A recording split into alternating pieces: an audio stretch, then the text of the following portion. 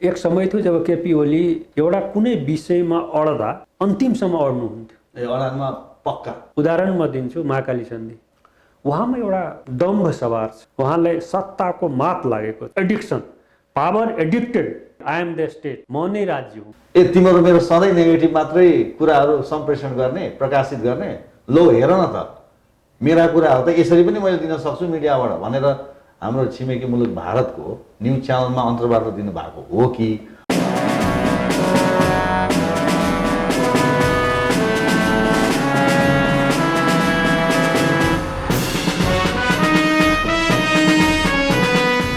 नमस्कार, हेडलाइन विशेषमा तपाईँलाई हार्दिक स्वागत छ।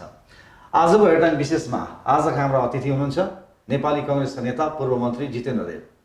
देवजी, यहाँलाई हेडलाइन विशेषमा स्वागत छ। धन्यवाद, नमस्कार। आराम हुनुहुन्छ?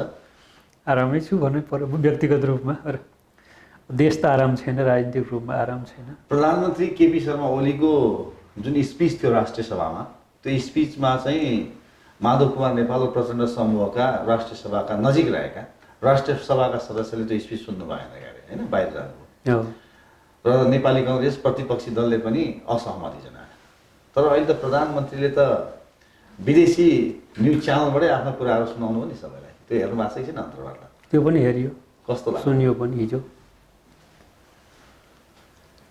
एउटा प्रधानमन्त्री, सामान्य प्रधानमन्त्रीको स्तरबाट जुन अन्तर्राष्ट्रिय सम्बन्धहरूलाई जसरी व्याख्या विश्लेषण गर्नु पर्थ्यो र मुख्य रूपमा सन् 1950 को शान्ति तथा मैत्री सन्धि जुन नेपाल र भारतको बिचमा छ, त्यसको आलोकमा, त्यसको प्रकाशमा जुन नेपाल र भारत बिचको सम्बन्धलाई व्याख्या विश्लेषण गर्नु पर्थ्यो, त्यो यथार्थमा र त्यो आलोकमा त्यो टिभी अन्तर्वार्ता मलाई लागेन। तपाईँलाई ठिक लागेन? जति हुनु पर्थ्यो एउटा प्रधानमन्त्रीको तहबाट जुन किसिमको एउटा अन्तर्राष्ट्रिय स्तरको च्यानलमा, न्युज च्यानलमा जसरी एउटा अभिव्यक्तिहरू आउनु पर्छ, त्यो स्तरको लागेन तपाईँलाई? More political, lace diplomatic. त्यो भनेको के जितेन्द्र देवजी? त्यो भनेको मैले भनिहालेँ कि यो दिउँसोको घाम जतिकै छर्लङ्ग छ, प्रष्ट छ कि जुन ढङ्गको ऐतिहासिक शान्ति तथा मैत्री सन्धि नेपालको भारतसँग छ, त्यो खालको सन्धि, त्यही प्रकृतिको सन्धि,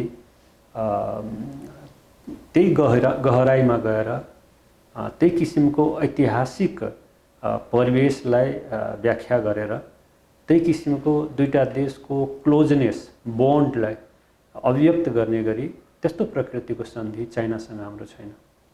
छनलाई चाइनासँग पनि हाम्रो सन्धि छ, तर फन्डामेन्टली यो दुईटा देशको बिचको जुन सन्धि छ नेपालसँग, त्यो विशिष्ट किसिमको भारततिर छ।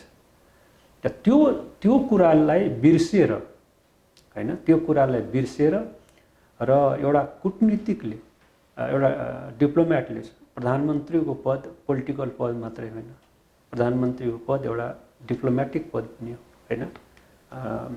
कम बोल्ने, बढी अर्थ दिने गरी डिप्लोमेसीमा बोल्नु पर्दछ। डिप्लोमेसीमा धेरै कुराहरू राजनीतिज्ञ जस्तो बृहद रूपमा जान खोज्यो भने गल्तीहरू हुने सम्भावना बढी हुन्छ। त्यो किसिमको फल्टहरू मैले उहाँको त्यो अन्तर्वार्तामा पाउँछु। अब मैले यही प्रश्न जोडेँ जितेन्द्र देवजी, जस्तो अहिले जसरी प्रधानमन्त्रीको जुन हामीले अन्तर्वार्ता हेर्दै थियौँ, त्यसमा एउटा कुरा क्लियर कट आएको, कतिको तपाईँले मार्क गर्नुभयो, मैले जिज्ञासा राखेँ तपाईँसँग। प्रश्नकर्ताले के भन्नुहुन्छ भने उहाँले जब सम्बन्ध सुधारको कुरा गर्नुहुन्छ अथवा विकासको कुरा गर्दाखेरिमा अब त तपाईँको देशमा मध्यावधि निर्वाचन हुँदैछ क्यारे, त्यो इलेक्सनमा, कमिङ इलेक्सनमा तपाईँ नै फेरि बहुमत ल्याएर प्रधानमन्त्री हुने निश्चित छ र भनेर प्रश्नकर्ताले प्रश्न त्यहाँ गर्नुहुन्छ। प्रधानमन्त्री केपी ओलीले के भन्नुहुन्छ भने अब बहुमत त मैले ल्याउँछु नै, असाध्यै कमजोर अवस्था भयो भने पनि ठुलो पार्टी चाहिँ लार्जेस्ट पार्टी हुन्छ। त त्यहाँ के देखियो भन्दाखेरि प्रश्नकर्ता र प्रधानमन्त्री दुवैको संवाद हेर्दा त्यसमा संसद पुनर्स्थापना त कुनै हालतमा पनि हुँदैन, र मध्यावधि निर्वाचन चाहिँ किनभने त्यो त अहिले अदालतमा छ नि त केस हुने लगभग प्राय निश्चित जस्तो त्यो खालको मनोविज्ञान त्यहाँनिर हो कि भन्ने झलक आउँछ। यसलाई तपाईँले कसरी हेर्नु भएको छ? एकदम ठिक भन्नुभयो। एक त उहाँले एकदमै त्यो प्रश्नको सन्दर्भमा जे जवाब दिनुभयो त्यहाँ यथार्थको अभिव्यक्ति छैन। आफै पनि उहाँको बडी ल्याङ्ग्वेज, सामान्य प्रधानमन्त्रीजीको बडी ल्याङ्ग्वेजतिर विचार गर्दा उहाँ आर्टिफिसियली कृत्रिम तरिकाले र अयथार्थपरक ढङ्गले जवाब दिएको देखिन्छ। जति बेला उहाँले यो भन्नुभयो कि मेरै पार्टीको बहुमत आउँछ या बहुमत नआए पनि लार्जेस्ट पार्टी मेरै पार्टी हुन्छ र त्यो स्थितिमा पनि मैले नै भोलिको सरकारको नेतृत्व गर्नुपर्ने हुन्छ भनेर जुन भन्नुभयो त्यो यथार्थसँग त्यसको कुनै साइनो सम्बन्ध छैन। नम्बर 1 हैन। नम्बर 2 के भन्दाखेरि यहाँले इङ्गित गरे जस्तै उहाँकै स्टेटमेन्टहरूबाट नै यो एउटा आशंका आम जनमानसमा गइराखेको छ कि उहाँले मध्यावधिको जुन घोषणा गर्नुभयो, रिजोल्युसन गर्नुभयो प्रतिनिधि सभालाई सामान्य प्रधानमन्त्रीले, त्यो कतैतिर कुनै किसिमको एउटा सेटिङ मात्रै भएको छैन हैन। किनभने उहाँलाई एक त धम्कीको भाषा प्रयोग गरिराख्नु भएको छ, सर्वोच्च अदालतको एउटा गरिमा, एउटा सम्मान, उसको एउटा न्यायिक स्वतन्त्रता, यी फन्डामेन्टल चिजहरूलाई बिर्सेर हुनै सक्दैन, गर्नै सक्दैन, चुनाव हुन्छ नै भनेर जुन भनिराख्नु भएको छ। एकातिर त्यो एउटा सेटिङको गन्ध आइरहेछ भने अर्कोतिर के भन्दाखेरि रेस्टोरेसन पनि हुन सक्छ। कन्स्टिट्युसनभित्र त्यो किसिमको प्रोभिजन छ हैन। कम्प्लिटली आज त यति न क्रिस्टलाइज भएको छ यो कन्स्टिट्युसनल डिस्कोर्स कि अहिले त एक्का दुक्का मान्छे पनि भेट्न गाह्रो छ जसले यो भन्नुहोस् कि प्रतिनिधि सभाको पुनर्स्थापना हुँदैन हैन। आम एउटा जनमानस, बुद्धिजीवीहरू, कन्स्टिट्युसनल लयरहरू, एक्सपर्टहरू हैन र जे हामी पनि एउटा कानुन र राजनीतिक विद्यार्थीको नाताले म जस्तो व्यक्तिले पनि संविधान पढ्दा हेर्दा र हिजो त्यो संविधान निर्माण गर्ने बेला दिनरात 2 वर्ष दोस्रो संविधान सभामा परिश्रम गर्दा त्यहाँ चाहिँ त्यो सचिवालयको सदस्यको नाताले, मसौदा समितिको सदस्यको नाताले, एउटा उपसमितिको संयोजकको नाताले मैले पनि त्यो सारा सन्दर्भलाई रिकल गर्दा कहीँ पनि यो चाहिँ पुनर्स्थापना नहुने भन्ने सम्भावना देखिँदैन। टोटली यो अनकन्स्टिट्युसनल छ र अनडेमोक्रेटिक। त्यसमा प्रधानमन्त्री त्यसको कन्भिन्स देखिनु हो। त्यसको बावजुद पनि उहाँमा एउटा के छ भन्दाखेरि त्यो अहिले आम बुद्धिजीवीहरूले भन्न थालेको छ यो कुरा र व्यापक रूपमा मिडियामा एउटा त्यो कुरा आइराखेको छ जो चाहिँ राम्रो कुरा होइन। त्यो के भन्दाखेरि उहाँमा एउटा दम्भ सवार छ, उहाँलाई सत्ताको मात लागेको छ, एडिक्सन, पावर एडिक्टेड को स्थिति, एडिक्सन नै छ, पावर एडिक्टेड जस्तो उहाँ प्रस्तुत भइरहनुहुन्छ हैन। र फ्रान्सको लुई 14वाले आई एम द स्टेट, म नै राज्य हुँ, म जे भन्छु that is the expression of the state, I am the state भनेकै उहाँ नै हो भन्ने उहाँलाई लागेको छ हैन। र उहाँ जस्तो विद्वान, उहाँ जस्तो बुझ्ने, उहाँ जस्तो चाहिँ सारा राष्ट्र अन्तर्राष्ट्रिय ज्ञान राख्ने, संविधानको पनि ज्ञान राख्ने, इतिहासको पनि ज्ञान राख्ने कुनै विषय नै दुनियाँमा यस्तो छैन जसको उहाँ विज्ञ हुनुहुन्न भन्ने हिसाबले जुन एउटा पेश भइराख्नु भएको छ। र जसरी आफ्नै सहयोद्धाहरूको बारेमा, आफ्नै सङ्गी साथीहरूको बारेमा जो लामो समयसम्म उहाँसँगै मिलेर काम गर्नुभयो त्यही आन्दोलनभित्र, कम्युनिस्ट आन्दोलनभित्र, त्यो व्यक्तित्वहरूको बारेमा जुन शब्दहरू उहाँ प्रयोग गरिराख्नु भएको छ, त्यो म जस्तो एउटा राजनीतिको विद्यार्थी, मैले पनि आफ्नो राजनीतिक जीवनको लामो कालखण्ड उहाँसँगै पनि काम गरेको छु, सँगसँगै हैन, एउटै कमिटीमा पनि रहेर काम गरेको छु, कुनै बेला साथीको रूपमा, कुनै बेला उहाँ नेताको रूपमा, म साथीको रूपमा काम गरेको छु। म जस्तो एउटा राजनीतिक विद्यार्थीले यही सल्लाह दिन चाहन्छु यो पपुलर प्रोग्राम मार्फत कि प्रधानमन्त्री उहाँ अहिले नेकपाको एउटा पक्षको अध्यक्ष मात्रै होइन, देशको प्रधानमन्त्री हो। देशको प्रधानमन्त्रीले बोलेपछि त्यो कुनै पनि कुरा नेपालभित्र मात्रै रहँदैन, त्यो अन्तर्राष्ट्रिय जगतमा जान्छ हैन, पुरै दुनियाँमा जान्छ र विदिन अ सेकेन्ड, आजको टेक्नोलोजीको युगमा within the fraction of the सेकेन्डमा जान्छ हैन। त्यसकारण उहाँ जस्तो गरिमामय पदमा सम्माननीय प्रधानमन्त्री पदमा बस्ने राजनीतिक व्यक्तित्वले बोल्दाखेरि धेरै सन्तुलित भएर धेरै शालीन भएर धेरै शिष्ट भएर बोल्नुपर्छ र त्यो कमसेकम हिजोसम्म जे भयो भयो अब सामान्य प्रधानमन्त्री बोल्ने बेलामा यी कुराहरूलाई मेरा हिजोका मेरा एउटा साथीले भनेको यो कुरा हो भन्ने हिसाबले ख्याल गरिदिनु भयो भने त्यसले नेपालकै यो प्रधानमन्त्रीको पदको गरिमालाई बढाउने काम गर्छ र नेपालमा त राम्रै प्रधानमन्त्री छन् भने इन्टरनेसनल कम्युनिटीले बुझ्ने हो। अब मैले अर्को पनि यहाँ प्रसङ्ग जोड्न चाहेँ, जस्तो प्रधानमन्त्रीले बारम्बार एउटा गुनासो गर्दै आइरहनु भएको छ कि नेपालमा जति पनि मिडियाहरू छन् पटक्कै मलाई साथ दिएनन्, खालि मेरो चाहिँ खैरो मात्र खन्ने काम गरे, मैले गरेका यत्रा राम्रा राम्रा कामहरू कहिले पनि न्युजमा कभर नगर्ने, समाचारमा कभर नगर्ने, खालि एकहोरो नेगेटिभ प्रचार मात्रै जनतामाझमा चाहिँ लगिदिने भनेर उहाँले गुनासै मात्र गरिरहनु भयो र राष्ट्रिय सभाको त्यो दिनको सम्बोधनमा पनि उहाँले मिडियालाई लक्षित गरेर यो खालको गुनासो गर्नुभएको छ कि यसैको परिणामस्वरूप तिम्रो मेरो सधैँ नेगेटिभ मात्रै कुराहरू सम्प्रेषण गर्ने, प्रकाशित गर्ने, लो हेर न त मेरा कुराहरू त यसरी पनि मैले दिन सक्छु मिडियाबाट भनेर हाम्रो छिमेकी मुलुक भारतको न्युज च्यानलमा अन्तर्वार्ता दिनुभएको हो कि वा यो संजोग मात्र हो कि कुनै एउटा चाहिँ यहाँभित्र केही कजेजहरू पनि छन् कि तपाईँलाई के लाग्छ? यो गुनासो त प्रधानमन्त्रीले बारम्बार गर्नुहुन्छ। मैले बुझेको केपी ओली के हो भन्दाखेरि एक समय थियो जब केपी ओली एउटा कुनै विषयमा अड्दा अन्तिमसम्म अड्नुहुन्थ्यो। अडानमा पक्का उदाहरण म दिन्छु, महाकाली सन्धि। त्यति बेला म एमालेकै सेन्ट्रल कमिटी मेम्बर थिएँ र म त्यति बेला नेकपा एमालेको केन्द्रीय समिति सदस्य थिएँ र उहाँसँगै थिएँ, त्यही टिममा थिएँ होइन। नेता माधव नेपाल हुनुहुन्थ्यो महासचिव तत्कालीन। त उहाँ सुरुदेखि अन्तसम्म त्यसमा अड्नु हो। त्यो अडान इभन त्यति बेलाको महासचिव माधव नेपालको पनि त्यति साह्रो अडान थिएन, तर केपीको एउटा अडान र अर्कोतिर ठिक विपरीत वामदेव होइन अडान थियो। त्यो खालको केपी ओली अहिले आएर कस्तो भन्दाखेरि हेर्नुहोस्, सत्ता भनेको कस्तो रहेछ। तर त्यो सत्ता भनेको चिज, सत्ताको आफ्नो क्यारेक्टर छ, तर त्यो सत्तालाई देश र जनताको लागि कसरी उपयोग गर्ने या त्यसलाई प्रयोग गर्ने त्यो पोलिटिकल एक्टरमा निर्भर गर्छ। मेरो मान्यता त्यो।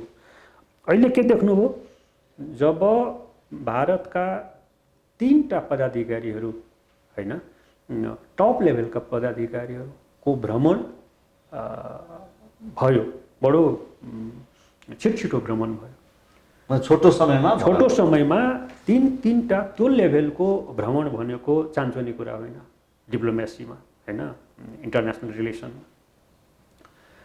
त्योभन्दा अगाडिको उहाँको हामीले देख्यौँ चुचे नक्साको प्रसङ्ग देख्यौँ, प्रकरण देख्यौँ, सबै कुरा देख्यौँ। त्यति बेला पार्लियामेन्टमा उहाँले दिनुभएको भाषणका कुराहरू हामी सम्झौँ होइन।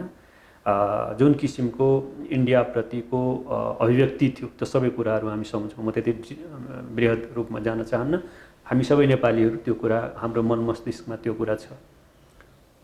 त्यो एक खालको पोजिसन हो होइन। जब 3टा पदाधिकारीहरूको भ्रमण भयो, त्यस पछाडि अहिलेको उहाँको ट्रेन्ड के देखिन्छ भने, प्रवृत्ति के देखिन्छ भन्दाखेरि कि अब मैले नेपाल भारतको सन्दर्भमा जे मैले वक्तव्यहरू दिएँ, जे मैले पोजिसनहरू लिएँ, त्यो चाहिँ साँच्चीकै एउटा एक्सट्रिमिस्ट पोजिसन मेरो हो कि अयथार्थवादी पोजिसन मेरो हो कि होइन। त्यो हिसाबले उनी अहिले आफूलाई अलिकति करेक्सन गर्न खोजिराखेको देखिन्छ। त्यो भनेको के? त्यो के भन्दाखेरि भारतसँग म राम्रो सम्बन्ध बनाउन चाहन्छु होइन। हिजो मैले बिचमा चिसोपना चाहिँ हो भारतसँग, त्यो त उहाँले आफै स्वीकार गर्नुभएको छ नि त। मैले भन्नुभन्दा पनि उहाँले आफै स्वीकार गर्नुभएको छ, मिडियाले त्यो कुराले उजागर गरे। भारतीय मिडियालाई लक्षित गरेर पनि केही त्यसका नेगेटिभ कमेन्टहरू पनि उहाँले गर्नु त्यही सन्दर्भमा। त त्यस कारणले जुन उहाँले अहिले आफ्नो अलिकति पोजिसन बदल्न खोज्नु भएको छ होइन, त्यही सन्दर्भमा अब भारतको टेलिभिजन मिडिया जी न्युज त्यो सबैलाई थाहा छ जी न्युज भनेको अन्य च्यानल जस्तो होइन, त्यो भनेको एकदम इन्डियन स्टेट र जी न्युज भनेको एक ठाउँमा छ होइन। र त्यो समाचार के अरे त्यो अन्तर्वार्ताकार सुधीर चौधरीजी एकदमै इन्डियन स्टेटको अहिलेको सरकारको गुड फेथको पत्रकार हुनुहुन्छ होइन, सबैले बुझिएको कुरा हो। त्यस कारण मैले हिजोको त्यो उहाँको अन्तर्वार्ता जी न्युजमा जब प्रसारण भयो, मैले बहुत माइन्युटली अलिकति पनि बडी ल्याङ्ग्वेज पनि अलिकति पनि मैले यति सिरियसली मैले त्यो न्युज मैले सुने, त्यो अन्तर्वार्ता सुने, इन्टरभ्यू सुने कि त्यसमा मैले उहाँले एकातिर पोजिसन चेन्ज गर्न खोज्ने, उहाँ कहाँनिर एकदम फस्नुभयो र कहाँनिर उहाँ मतलब एउटा डिलेमामा पर्नुभयो भन्दाखेरि, दुविधामा पर्नुभयो भन्दाखेरि एकातिर भारतसँग सम्बन्धमा अब सुधार्छु भनेर पनि भन्न चाहने, अर्कोतिर ए म त कम्युनिस्ट पनि हुँ, हिजोसम्म मलाई चिनिया कम्युनिस्ट पार्टीसँग एक खालको रिलेसन हामीले बनाउँदै आयौँ, यहाँसम्म कि दुईटा कम्युनिस्ट पार्टीका इन्टरनेसनल डिपार्टमेन्ट विदेश विभागहरू मिलेर टप लेभलमा हामीले दर्जनौँ मिटिङहरू पनि गऱ्यौँ। कहीँ मैले केही बोल्दाखेरि फेरि चिनियाहरू मसँग रिसाउँछन् कि, त्यो डर पनि देखिन्छ, त्यो डर पनि देखिन्छ। त्यस कारण यतातिरको त्यो डरको अवस्था, उतातिर चाहिँ सम्बन्ध बनाउन खोजेको अवस्था, अलिकति करेक्सन गर्न खोजेको हिजोको पोजिसनलाई, यो डिलेमामा he was confused. He was totally confused. Not totally confuse. केही कुराहरू त ठिकै छ, केही कुराहरू ऐतिहासिक कुराहरूलाई उहाँले डिस्कोर्समा ल्याउनु हो, जस्तै अखण्ड भारत भनेको के हो, अखण्ड भारत थियो कि थिएन, छँदै थिएन हो, भारतवर्ष भनेको के हो दिनुभयो उहाँले। त्यस कारण केही कुराहरू मतलब आउटराइट म रिजेक्ट गर्दिनँ। म एउटा यस्तो राजनीतिको विद्यार्थी हुँ र एउटा आफूले म बुद्धिजीवी भन्दिनँ, तर एउटा चेतनशील नागरिकमा भन्छु त केही कुरा उहाँका अलि विचार उत्तेजक थियो होइन, जो चाहिँ एउटा डिस्कोर्सको विषय हुनसक्छ, ऐतिहासिक रूपमा डिस्कोर्सको विषय हुनसक्छ र त्यो विषयहरूमा छलफल गरेर इतिहासकारहरू, पोलिटिकल साइन्टिस्टहरू, पोलिटिसियनहरूले एउटा नयाँ ढङ्गले एउटा ल्यान्डिङ गर्नुपर्ने हुनसक्छ कुनै पनि केही विषयहरूमा। त्यस्तो कुरा केही उहाँले डिस्कसनको लागि उजागर गर्नु, त त्यसलाई मैले एकदम म ब्लाइन्ड, म अन्ध, कसैको कुनै पनि नेताको या प्रधानमन्त्रीको म अन्ध विरोधी पनि होइन, आलोचक पनि होइन। मेरो एउटा नेचर हो, मेरो व्यक्तित्वको एउटा स्वभाव के हो भन्दाखेरि म अन द इस्यु जान्छु, मेरिट एन्ड डिमेरिटको आधारमा म आफ्नो एउटा निष्कर्ष बनाउने मान्छे हुँ। आफ्नो विद्यार्थी जीवनदेखि नै मेरो यो छ। र अर्को के भन्दाखेरि मैले कहिलेकाहीँ देशको लागि, राष्ट्रको लागि, जनताको लागि आफूभन्दा माथि, पार्टीभन्दा पनि माथि गएर के बोल्नु राम्रो हुन्छ त्यो खालको पोजिसनहरू लिने, मध्यमार्गी पोजिसन लिने, सन्तुलित पोजिसन लिने र एउटा कुनै पनि विषयलाई सन्तुलित ढङ्गले, किन हाम्रो देश एउटा बहुजातीय, बहुभाषिक, बहुसांस्कृतिक देश छ, बहुभौगोलिक देश छ र दुईटा जाइन्ट एउटा ठुलो शक्तिशाली देशहरूको बिचमा आफ्नो प्रसङ्ग जोड्नु भएको थियो। प्रधानमन्त्री ओलीले त्यो प्रसङ्ग पनि जोड्नु भएको थियो नि, दुईटा ठुला हात्ती जुधे भने त घाँस नै सत्यता जुधे पनि र प्रेमालाप गरे पनि र लडे पनि, सङ्घर्ष गरे पनि, हामी त बिचमा छौँ भन्ने त्यो प्रसङ्ग। केही कुराहरू उहाँका ठिकै थिए होइन, मैले डिस्कस गर्न लायक छन् होइन, तर उहाँले बेसिक कुरा के भन्दाखेरि, जस्तै अघि भर्खरै सञ्जीवजीले कुरा जुन राख्नुभयो नि, कि जब सुधीर चौधरीले अन्तर्वार्ताकारले प्रधानमन्त्रीजीलाई यो सोध्यो कि प्रधानमन्त्रीजी म त यहाँ आएपछि मलाई लाग्दैन म कुनै विदेश आएको छु र तपाईँले पनि अब के जसरी नेपाल र भारतका नागरिकहरू जुन ढङ्गले कल्चरली र आवत जावतमा जुन ढङ्गको एउटा हामीले एउटा फ्रिडम पाइराखेका छौँ, के भोलि र एउटा पोरस बोर्डर छ, के त्यही हिसाबले भोलि तपाईँ चीनतिर गएर घुमघाम गर्न सक्ने, यसरी कल्चरली मिल्न सक्ने र यही वातावरण पाउनुहुन्छ भनेर सोद्धाखेरि द्याट इज वाट, त्यही क्वेसन हो जो नेपाल र भारतको बिचको सदियौँदेखिको कुनै पार्टीले, कुनै राज्यले नबनाएको इतिहासले बनाएको ऐतिहासिक रूपमा जनता दुवै देशको जनताले बनाएको सम्बन्ध भनेकै त्यही हो। त टु दी पोइन्ट कुरा आएन नि प्रधान। त त्यही कुरा चाहिँ उहाँको आएन, त्यही उहाँ चिप्लिनुभयो र त्यही सम्बन्धले नै हाम्रो नेपाल र भारतको बिचमा जुन हामी एउटा विशिष्ट सम्बन्ध छ भन्छौँ नि होइन, त्यो चाहिँ त्यही सम्बन्धबाट झल्किन्छ। हो एउटा कुरा ठिक छ, सोभरेन्टीको हिसाबले स्वतन्त्र हामी दुईवटा देश छौँ, चाहे चीनसँग चाहे भारतसँग हामी एउटा सार्वभौम सत्ता सम्पन्न राज्यको रूपमा समानताको आधारमा हामी कुरा गर्छौँ। त्यहाँ हामी पनि कुनै सानो देश हुने बित्तिकै इन्फिरिटी कम्प्लेक्स लौताभास पाल्नुपर्ने कुनै जरुरी छैन र त्यो पाल्नु हुँदैन पनि भन्छु म पनि एउटा नेपाली राजनीतिक व्यक्तिको नाताले त्यो कुरा भन्छु। तर यो भन्दै पनि यथार्थ जे छ यथार्थलाई हामीले त्यही सम्बन्ध, त्यो सम्बन्धको जुन डाइनामिक्स छ त्यो सम्बन्ध, त्यो डाइनामिक्स चाहिँ, त्यो ग्राभिटी चाहिँ नेपाल चाइनाको बिचको सम्बन्धको सन्दर्भमा छैन होइन। यसको मतलब यो होइन कि यसको मतलब हामी अब पुरा भारतले जे भन्छ त्यही भन्ने हो, चाइनाको विरोध गर्ने होइन। पोलिटिक्सले हामीलाई कहाँ खडा गर्छ भन्दाखेरि त्यो भनेको हाम्रो हिस्ट्रीको विषय हो, कल्चरको विषय हो, ल्याङ्ग्वेजको विषय हो। 1950 को सन्धि जसले पोरस बोर्डर खडा गरेको छ त्यसको विषय हो, त्यो हाम्रो एक्सेसिबिलिटीको विषय हो, अन्डरस्ट्यान्डिङको विषय हो होइन। पोलिटिकली हेर्दाखेरि हामी स्वतन्त्र देश छौँ, सार्वभौम देश छौँ र हामी आफ्नो देशको विकास र समृद्धिको लागि यी दुईटै हाम्रा छिमेकीहरू धनी र विकसित समृद्ध देश भएको हुनाले हामी भन्दा उहाँहरूसँग हामीले यस्तो सम्बन्ध राख्ने हो कि दुवैसँग हामीले बढीभन्दा बढी सहयोग गार्नर गरेर मोबिलाइज गरेर नेपालको विकास र समृद्धितिर नेपाललाई अगाडि बढाउने हो। त्यो पोलिटिक्सले भन्छ, त्यो हामीले गर्नुपर्छ।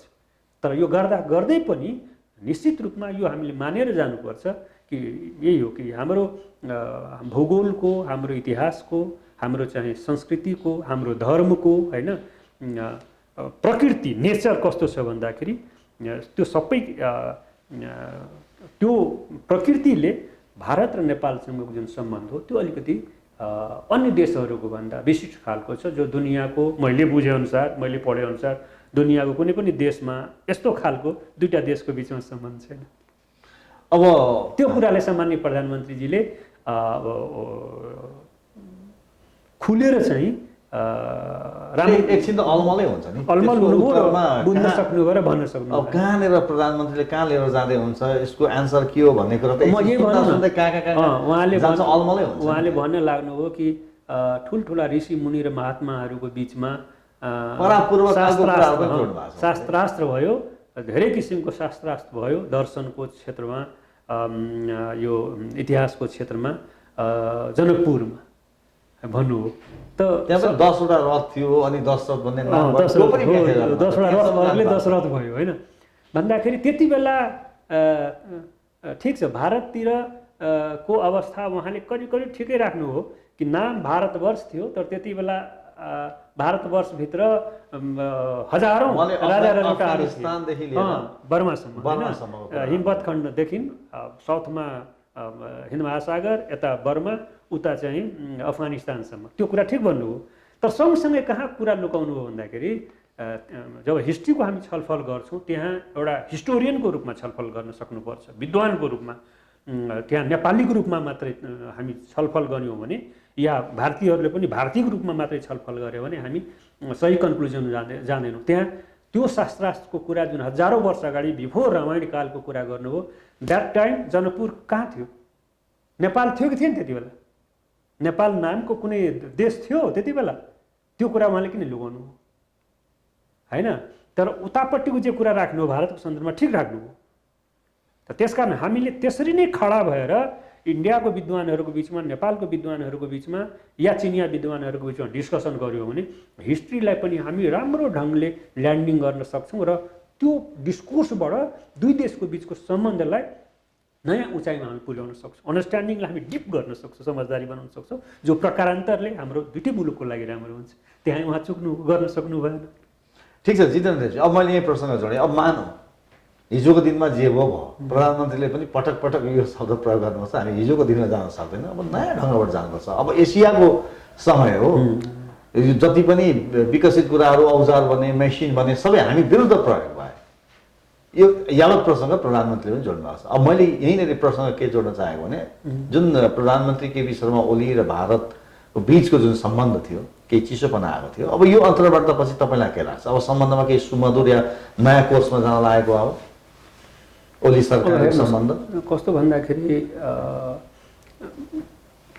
सामान्य प्रधानमन्त्रीजीको पोजिसन के हो त नेपाल भारत बिचको सम्बन्धको सन्दर्भमा र नेपाल चीन बिचको सम्बन्धको सन्दर्भमा उहाँ कहाँ खडा रहनु भएको छ, त्यो कुरा यो अन्तर्वार्ताबाट इन्डियाले वा चाइनाले या अन्तर्राष्ट्रिय समुदायले राम्रैसँग बुझ्न पायो।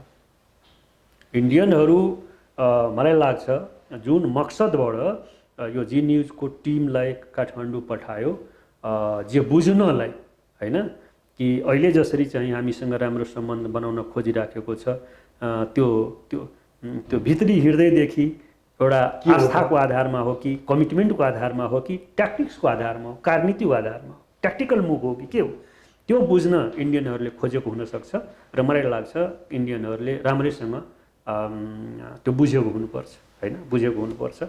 र यो मलाई लाग्छ कि यो अन्तर्वार्ताबाट इन्डियाले त्यो बुझ्न त सकियो, हैन, तर सुधीर चौधरीको बडी ल्याङ्ग्वेज र अनुहार हेर्दा त्यो साइड चाहिँ त्यो अन्तर्वार्ताकार त्यति सन्तुष्ट भयो जस्तो मलाई लाग्दैन। त्यो सेटिस्फ्याक्सन फेसमा देखिएन मेरो नजरमा त देखिएन। सुधीर चौधरीको फेसबुक एक्सप्रेसनले त्यो देखायो त्यो त्यति ह्याप्पी भयो, त्यति चाहिँ ऊ चाहिँ एकदम सेटिस्फाइड थियो, मलाई त्यस्तो लागेन। मैले अब म गलत पनि बुझ्न सक्छु या मलाई लाग्छ मैले सही नै बुझेको छु, किनभने मैले बहुत माइन्युटली इभेन यहाँसम्म कि म कतै त्यो होल इन्टरभ्यूको बेलामा कतै दायाँ बायाँ नगरिकन कोठाभन्दा बाहिर नगरिकन बहुत माइन्युटली, किन आफ्नो देशको प्रधानमन्त्रीले त्यो पनि जी न्युज जस्तो एउटा च्यानललाई अन्तर्वार्ता दिइराखेको छ, के बोल्नुहुन्छ त हाम्रो प्रधानमन्त्रीले नेपाल भारतको सन्दर्भमा र अहिलेको सन्दर्भमा भनेर मैले बहुत माइन्युटली हेरेँ र मैले मेरो बुझाइ रूपमा मैले तयार गरेँ।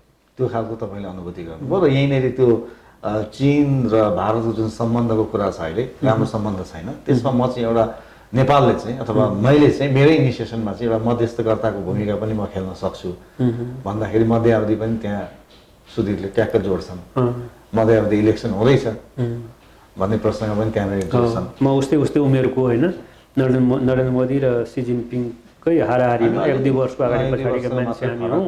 हामी उहाँहरू दुईटाको बिचमा राम्रो एउटा समझदारीको लागि म व्यक्तिगत रूपमा त्यो चाहिँ भूमिका म गर्न सक्छु भनेर जो त्यहाँनिर उसको आशय त सुधीरको आशय त के देख्यो भन्दाखेरि तपाईँ केही समयको लागि मात्रै त होला नि भन्ने खालको मध्यावधि इलेक्सन आउँदैछ। त्यो प्रश्नको पछाडिको त आशय त्यही थियो कि तपाईँ त अब बढीमा वैशाखसम्मको हो, होइन, बढीमा वैशाखसम्मको भन्ने प्रश्नको आशय देखिन्छ। त्यो प्रश्नमा उहाँ के फस्नुभयो भने उहाँले यति भनिदिए पुग्थ्यो कि मैले जसरी नेपाललाई बुझेको छु, मेरो पार्टीभित्रको अवस्थालाई जसरी बुझेको छु, नेपाली जनताको मनोविज्ञानलाई जसरी बुझेको छु, त्यो सन्दर्भमा मैले अहिले यति भन्न सक्छु कि हुनसक्छ भोलि फेरि पनि यो अपर्च्युनिटी जुन अहिले मैले पाएको छु त्यो अपर्च्युनिटी भोलि पनि पाउन सक्ने अवस्था त रहन सक्छ। यस्तै फ्लेक्जिबल भाषामा उहाँले भन्न सक्नु पर्थ्यो। तर जुन डिटो दिएर उहाँले भन्नुभयो नि कि मेरै पार्टीले बहुमत पाउँछ या बहुमत नपाए पनि मेरै पार्टी लार्जेस्ट पार्टी हुन्छ र यो जिम्मेवारी फेरि पनि मेरै कानमा आउँछ भन्दाखेरि मानौ हाइपोथेसिस, यो त असम्भव, मैले भन्दाखेरि यो असम्भव, मेरो त आफ्नो आकलन के छ भने अब चुनाव भयो नै भने होइन, चुनाव हुनु पहिला पुनर्स्थापनाको सम्भावना मैले बढी देखिरहेको छु, त्यो भएन अब इलेक्सनै भयो भने म त भन्छु म नेपाली काङ्ग्रेसको सदस्य म हुँ भन्ने हिसाबले मात्रै होइन कि अहिलेको शक्ति सन्तुलनकोलाई हेर्दा, लास्ट इलेक्सनको गणितलाई हेर्दा, होइन, भोटको प्याटर्नलाई हेर्दाखेरि त त्यही देखिन्छ, त्यो हो भन्थे। तर उहाँले जुन ढङ्गले डिटो गरेर भनिदिनु भयो नि अन्तर्राष्ट्रिय एउटा समुदायले पनि अब त्यो त रिजल्ट त ठ्याक्कै विपरीत आउन गइराखेको छ भन्दाखेरि द क्वेसन अफ क्रेडिबिलिटी, विश्वसनीयताको एउटा प्रश्न चाहिँ प्रधानमन्त्रीजीको अगाडि खडा भयो। उहाँको त्यो इन्टेलेक्चुअल इन्टिग्रिटीमाथि चाहिँ प्रश्न खडा भयो, मेरो नजरमा खडा भयो है। हस् त जितेन्द्र देवीज्यू, यहाँ हाम्रो हेडलाइन विशेषको स्टुडियोमा आइदिनु भयो, हामीसँग कुराकानी गरिदिनु, यहाँलाई धेरै धेरै धन्यवाद। नै बहुत तपाईँले म हृदयदेखि धन्यवाद दिन चाहन्छु। बडो राम्रो प्रश्नहरू गर्नुभयो र तपाईँको प्रस्तुति मलाई बडा राम्रो लाग्यो होइन, बडो सोबर होइन र विचार उत्तेजक प्रश्नहरू छन्। अब मैले त्यसको सम्बोधन गर्ने क्रममा कहीँ कतै केही कमजोरीहरू पनि रहन गएको हुनसक्छ, तर मलाई सकेसम्म आफ्नो तर्फबाट एउटा सन्तुलित रूपमा तपाईँका प्रश्नहरूको जवाफ दिने प्रयत्न गरेँ। यो मौका दिनुभएकोमा तपाईँलाई धेरै धेरै धन्यवाद। नमस्ते। नमस्कार।